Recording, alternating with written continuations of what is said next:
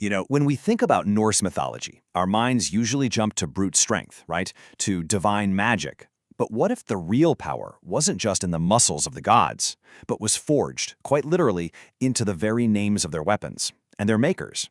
I mean, how could a simple name be as mighty as a hammer and as binding as a terrible curse? Let's find out. This gets right to the heart of it all. See, these amazing artifacts weren't just tools for fighting. No, they were the pillars holding up reality itself. In the Norse way of thinking, the entire universe was in this constant, really fragile balance, and these divine instruments were what the gods used to keep everything from just collapsing into pure chaos. So let's start with the big one, shall we?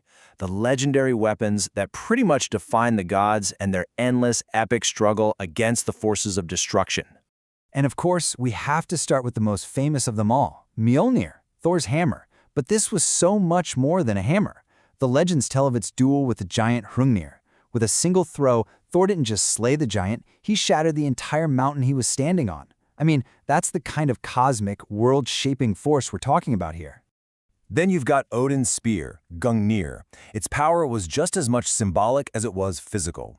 When Odin threw it over the heads of the Vanir gods, it wasn't just some attack. No, it was a declaration. It was the act that kicked off the very first war in all of creation. And it's not just the famous gods either. Take the god Freyr. He had a sword that was so magical, it was actually alive. He was sentient.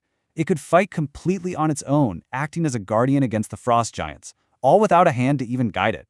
Wild, right? So, this brings us to a really crucial question. These weapons are absolutely incredible, no doubt. But is their power just in the amazing craftsmanship? Or is there something deeper, something magical encoded in their very identity, in their names?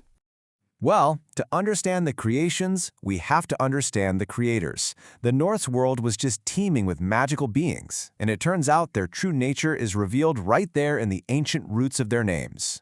This is just a perfect example of a fundamental opposition in the Norse cosmos. So the word for elf, Alf, it comes from an ancient root that means white or shining. Immediately, you get this image of beings of light. But in total contrast, you look at a classic dwarf name like Dwalin. It translates to the sleeping one. It perfectly captures this deep, quiet, subterranean, stone-like existence. The entire cosmic struggle between the sky and the earth is captured right there, in two simple words.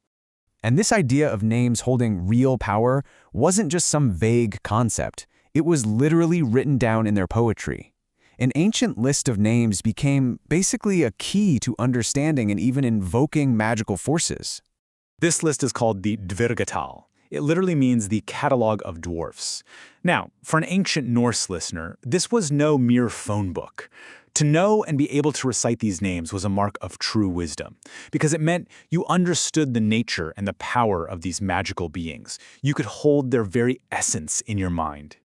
But as you start looking at these names, you might get this strange sense of déjà vu. I mean, why do these ancient Norse titles feel like they belong in stories we already know and love? Well, the connection is none other than J.R.R. Tolkien. He was a brilliant scholar of these ancient myths, and he borrowed heavily from the Dvirgatal when he was creating the characters for Middle-earth. The most famous example? Gandalf. His name comes directly from the Norse Gandalf, which literally means magic staff elf. The magic was right there in the name the whole time. So here's the crucial takeaway. For the Norse, a name was never just a label. It was a functional, magical key. To know a name was to know the very essence of that being, their history, their powers, and their purpose in the cosmos. But this power, this ability to define a thing's essence, it had a really dark side. Because what happens when the intent of the creator is bitter, or they're being forced to do something? Well, that's when the name and the object itself can become a terrible, inescapable curse. Just take the sword Dainsleif, which means Dane's legacy. Can you imagine owning a weapon that was bound by its very name to such a grim fate? It wasn't a choice. It had to kill a man, every single time it was drawn from its sheath. And the wounds it left could never be healed. It was a true legacy of unending death. Or how about the cursed blade Tyrfing? When its dwarven smiths were forced to make it against their will, they poured all of their bitterness and rage into its creation.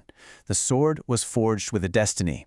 It was guaranteed to cause 3 great evils, and it would ultimately kill its owner. The weapon itself literally carried the grudge. What this shows us is that to the Norse mind, craftsmanship wasn't just manufacturing. It was a form of destiny weaving. The act of creation actually imbued the object with a life and a purpose, a will that was born directly from the intent of its maker.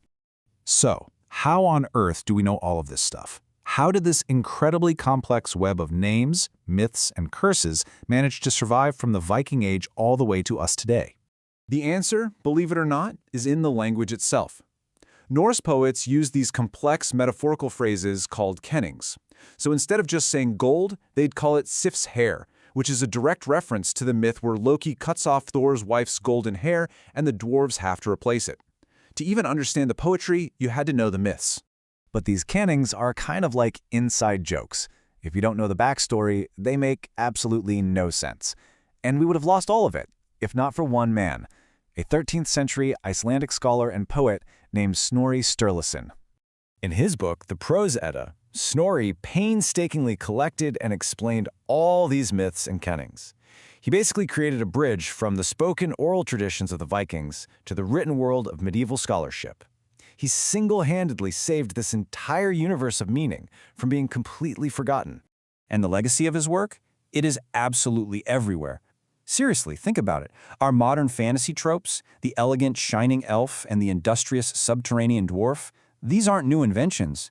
They are direct descendants, a straight-line evolution of these ancient Norse ideas about language, nature, and magic.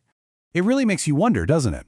As we create new stories, new games, new mythologies for our own time, we're still drawing from these ancient wells. The spirits of the elven realm of light and the dwarven realm of darkness are still whispering to us through the ages.